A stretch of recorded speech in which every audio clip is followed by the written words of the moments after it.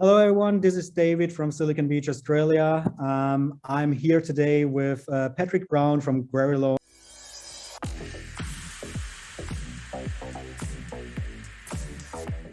Hello, everyone. This is David from Silicon Beach, Australia. I'm here today with Patrick Brown from Querylaw and TreeScribe. Welcome, Patrick. Thanks, David. Appreciate the chance to chat with you. Always a pleasure, Patrick. Do you want to tell us a little bit about yourself? Who are you? What do you do? Sure thing. Okay. So I started out as a lawyer and worked in one of those big law firms in Sydney City for 3.5 years. And I actually did really enjoy the work, but decided that ultimately the big law lifestyle was not for me. And I was working on a project with some friends, a technology project. One of the guys I was working with was a coder, and I became, I suppose, tired always having to ask someone else to build the technology. And so ultimately we didn't go ahead with the project, much as we all enjoyed it. And I was like, I really just loved this experience of building a thing. And I feel like things are heading in the direction of technology. I'm interested in law. Law is just information. I really should learn technology to manipulate legal information better. That's all there was to it. So I started to teach myself how to code, 2 steps forward, 1 step back. Of course, it has its frustrations. When I was learning, there weren't so many courses online about how to learn. And I became pretty quickly obsessed with it and found that, it suited my personality. I really enjoyed it. So I worked at a small firm and I continued to learn to code and ultimately left that small firm to essentially launch Querylaw with a view to running a law firm that used computers as much as possible. And we settled on contract drafting or contract creation as a good place to improve the process because contracts are so important for people to have. And we were seeing so many disasters that could have been prevented if people had gotten a solid contract in place. So I suppose that's where I'm coming from. I'm the lead developer of the tool we call TreeScribe, and we use that where I am the practice principal at Querylaw. Wow, that's amazing. A lawyer turned software developer. Yeah, a lot of work, but it's, I feel like it's just within my capability to manage to be solid at both, hopefully. Honestly, it is a lot of work, but absolutely satisfying and something that I am very happy that I did, actually. It would be good, I think, for more legal professionals to get the overlap in skills, because I do think that, all of us have this creative space, and I feel like we only really get to use things we understand well in that creative space. And that's the space where innovation happens. And so I think a mission of mine, and I've written articles to teach people how to, or to give people direction on how to do this, is to get as much understanding of different domains to cross-pollinate into that creative space by just learning as many skill sets as you can. I think that's where the juice is, actually. Wow. And I couldn't be happier that you choose that pathway and that you entered the coding world, because otherwise we probably would have never met. So that is true. Yeah, that's very true. So we know each other now for roughly about 4 weeks, I would say. That's right. Yep. That was about the time when you discovered Silicon Beach, and that's right. And I was just sorry. Go ahead, mate. And since then, we're basically talking every second day, which is quite ridiculous, isn't it? But yeah, tell us a little bit about your Silicon Beach journey over the last 4 weeks. So I've enjoyed actually our discussions, and I really like dealing with engineers. like people with an engineering background, I tend to get along well with. You're one of those people. I suspect that's why our conversations are worthwhile. So, Silicon Beach, I came into contact with Silicon Beach just kind of looking at different pitch nights that were available, because having done all this research and development inside my firm, I felt like it was really time to basically let people know about what we had learned. I do think we've got a solid conceptual framework for how we can create contracts in a better way. And so I figured that pitches were a good way to develop my ability to communicate actually what we've done. And that's been a steep learning curve, actually. So I'm not, I've got to get better at being non-technical in the way that I describe what we're doing. And Silicon Beach has been a fantastic forum for that, in the sense that sort of the first online pitch, the whole thing is like non-threatening. It's like, just be chill, do what you can within 90 seconds, right? So very supportive. And that was a bit of a bucket of cold water for me, in the sense that I realized how bad I was at explaining in simple terms what we're up to. But that's a good thing, to like run into your own limitations like that is really helpful. And then, of course, there was the pitch night in Melbourne, the first sort of in-person pitch night. And I think I did better than in the 90-second pitch, but definitely learned a lot more about, in a longer format, what I could do better. And also just the ability to talk to people who were endeavoring to do innovative things with technology. It's an audience that I like to think we appeal to, has just been incredibly important for just, I suppose, querying other human minds on like what's appealing, what's an easy way to understand what we're doing. So it's just great to talk to people about what they're up to, because that's inherently fascinating. But also hearing what they have to say about what we're up to is really important for us to hear. And it's also important for me to see when their eyes glaze over and they're clearly bored while I'm talking. Yeah, that was amazing. So from your first pitch just online, you caught fire, and then basically just 1 week later, you heard that we have another pitch night coming up. You said, "Hey, I want to get on stage." Yeah, I figure iterate as quickly as possible in all things, not just code, in terms of like communications. So I'm just learning how to be a better communicator, basically. And Silicon Beach has been great for that. And certainly our discussions as well. You've given me a few helpful hints on how we can do it better. I like to think we're a lot better, but still got a long way to go, learning how to communicate. It's its own skill set. And it's all about communication in the startup world, right? Yeah, absolutely. You're looking for customers, you're looking for investors, and it's all about, do you have the information, and can you communicate the information the way that they want to hear it?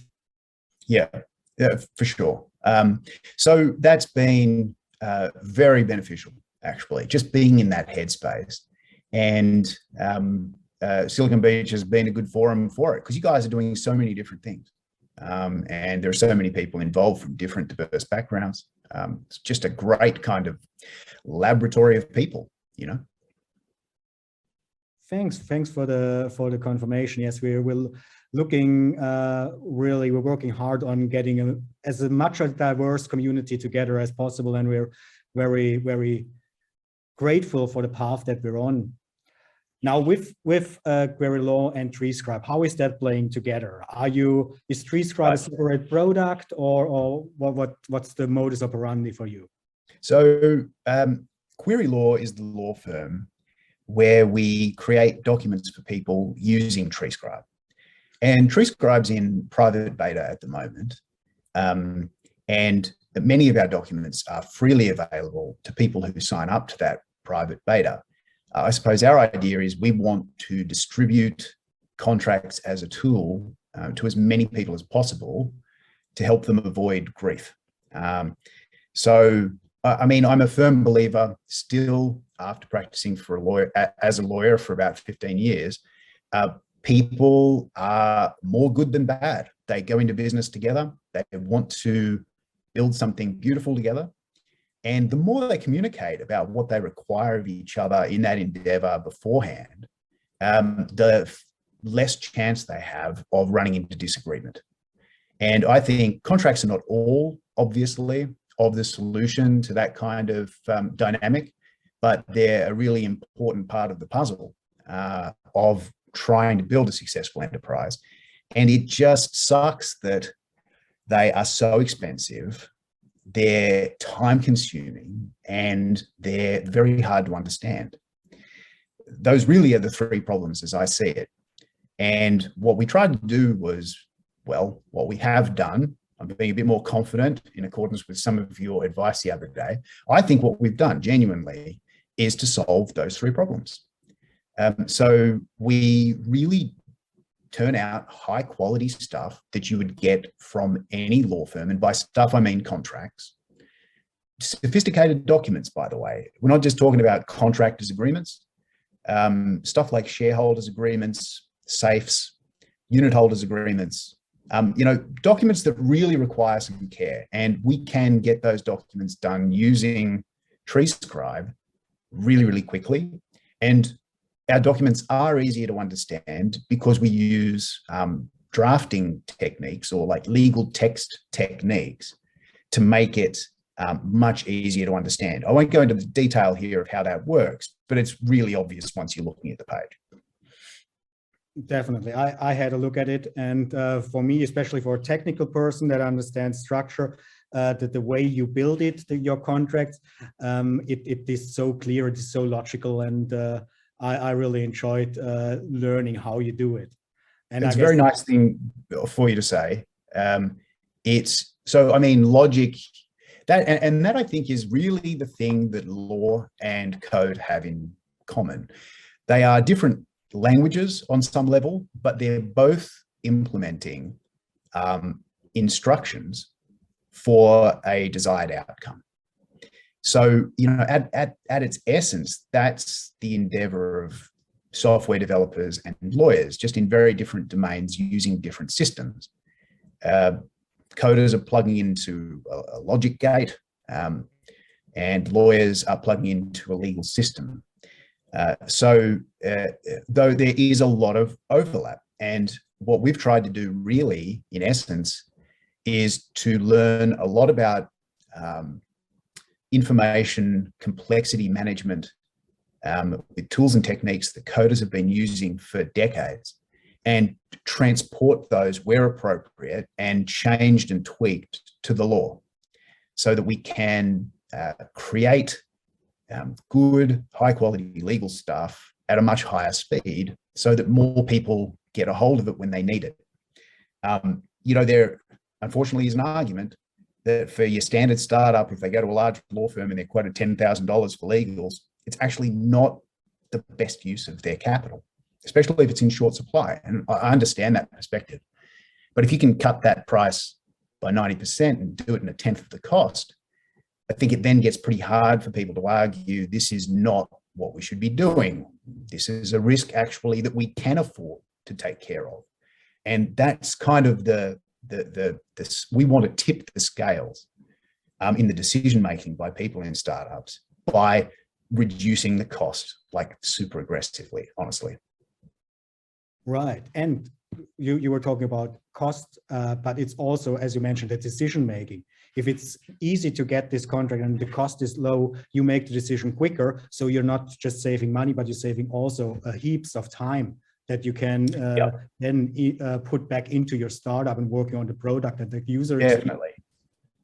Yeah. I mean, one of the biggest efficiency gains in what we've built is it's an interface like Google Docs, where the lawyer and the client are both looking at it at the same time. And the lawyer's not like two-finger typing legal text, which you can't do viably in front of a client. It takes too long. But if you're just selecting options and manipulating things programmatically or manipulating legal text with a computer program, you can actually do that in front of a client, which means you don't have this inefficiency of emailing back and forth constantly, which really actually, I would blame 80% of legal cost on email, honestly. Avoiding email to the greatest extent possible is really one of the objectives that we have, as mundane as that sounds. It's totally crucial for reducing the price. Wow, yes. Yes, and look, we have so many communication channels, and I often miss emails and stuff like that, and I push it onto the back burner, and it's all delaying the process. So I think your service and the technology that you've developed is a great asset and great value for the community. And that's why we're really, really happy. I'm really, really happy that we offer these services now to the Silicon Beach community as well. Yeah, and I mean, just the thing with email, the worst thing is when someone misses an email and then it's a week later, 2 weeks later, and they realize, I haven't heard from my lawyer. They write to you and you're like, well, but I emailed you. And everything's kind of, when you're a lawyer, you're dealing with so many different people, so many different situations, everything's fallen out of your head. And actually the client has forgotten a lot of what you're talking about as well. And then there's this kind of, I've got to re-familiarize myself actually with what we were working on, because I've dealt with 30 people since then. And that process is another terrible hit to efficiency.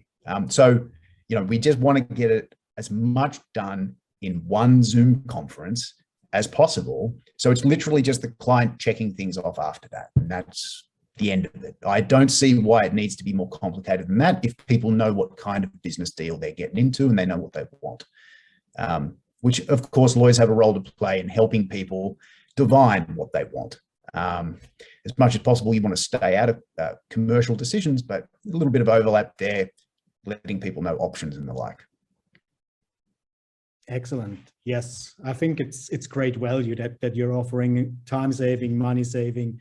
Yeah, I see huge potential for the technology that you've developed there. And I'm excited to learn where your path is taking you. Do you have any interesting planned?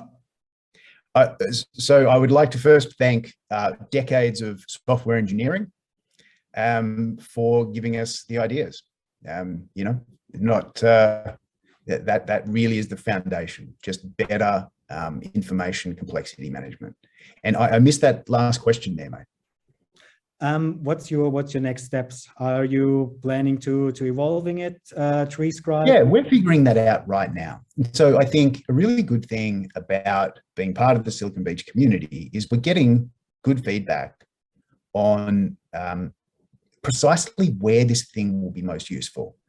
At the moment, I think startups are our primary audience, in the sense that there's always legal docs required for startups. We can do the most good there because they can, startups need all the help they can get, as you well know, not because it's a domain with less than competent people. It's just a really challenging thing to do. So startups are always looking for this kind of documentation in the most efficient way possible. And when we're doing work at 1/10 of the price, I think that is a compelling proposition to people who are innovative by nature. They're willing to take a look at something, and if it checks out as legit, they'll avail themselves of that opportunity, even if it feels a little riskier. So I think for the time being, we're focused on working with small businesses, startups in particular, to help them get what they need in 1/10 of the time at 1/10 of the cost. And that's the value proposition that seems to be the most compelling. It's the easiest thing to convince people of. Pay me 90% less. It is not that hard a thing to bring someone around on. And we're, of course, we're interested in the idea of working with lawyers as well, in-house counsel, law firms, to the extent that they're interested. And I mean, legal tech it's a tough game in the sense that on some level, especially when people are doing hourly billing, you're selling them a way to make less money if they are more efficient. And look, we're all, or at least most of us, capitalists. And I don't blame those lawyers for following the incentives that are there pressuring them. But I do think that ultimately, as a profession, we've got to get better at this thing. We've got to make it less painful for ourselves and for our clients. And we think that we've got some good ideas about how to do that. I think so too. I'm very impressed by your product and by your service, and I'm really happy to have you on board, you and QueryLaw with TreeScribe. And yeah, you know, I appreciate it. You were very patient with me when I did like an hour and a half of demonstration to you when when we first discussed what we were building or had built. I mean, it is complete. So yeah, look, you triggered the engineer in me. So I was hardly ever before so excited about talking about law. Then I know, but that's the cool thing, mate. That's what I sort of love about like information theory and stuff like that, is it underpins so many things. It's kind of like arguably the lowest level system, and I think that the insights that work in one place will work in another if they're drawing from these very low level systems, information theory being one of them. So that, I think, is why I suppose engineers tend to enjoy law more when we use a language that they understand about the system design. Certainly, I've had more than one engineer go, "Oh, okay, yeah, right. That all makes perfect sense. I understand this in a way that I previously haven't." So yeah, it's a good thing. I agree. And yeah, it was really fun. And this interview is fun as well. And I know that we could go on for another hour or so. We could easily, yeah. Easily. We proved that several times now over the last week. But for now, I think we should come to an end. Happy to. What else would you like to share? Oh, look, I mean, just a shameless plug. The capability we offer is sophisticated, high quality documents for $200 each within 2 hours of people telling us what they need. So the capitalist in me needs to slip that in somewhere. May as well be at the end.